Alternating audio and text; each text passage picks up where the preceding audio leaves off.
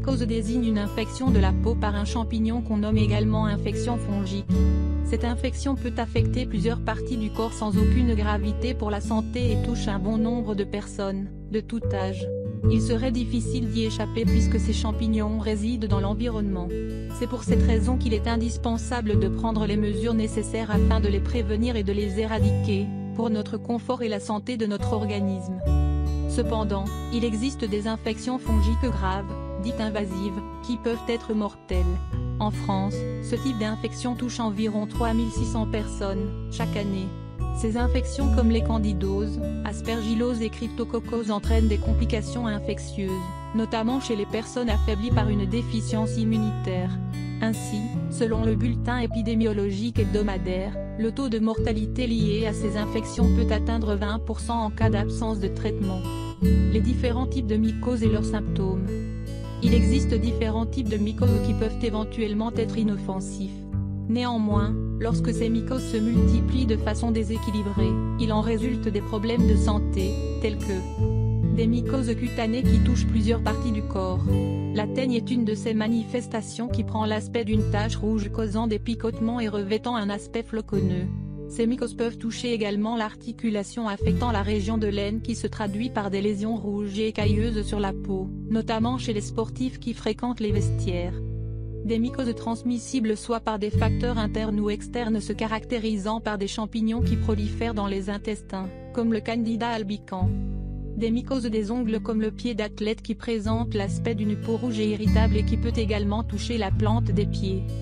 Des mycoses vaginales causées par des levures parasites dont le Candida albicans qui se développe dans les milieux humides. Les facteurs à l'origine de la mycose de la peau. Plusieurs facteurs sont à l'origine de la mycose de la peau et les personnes les plus susceptibles de contracter des champignons sont les personnes dont le système immunitaire est très faible, qui présentent un risque accru de contamination générale de l'organisme par la mycose.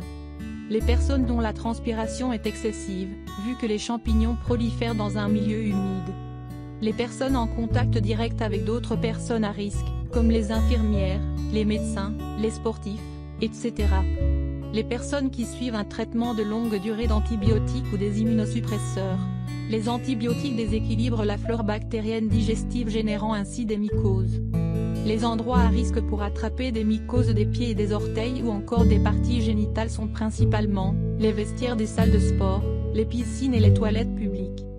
Traitement et prévention. Afin d'éviter tout risque d'infection par une mycose, il est conseillé d'éviter les matières synthétiques qui constituent le parfait nid des champignons et privilégier plutôt les vêtements en coton ou en lin. De nettoyer les sous-vêtements même neufs à une température de 40 degrés.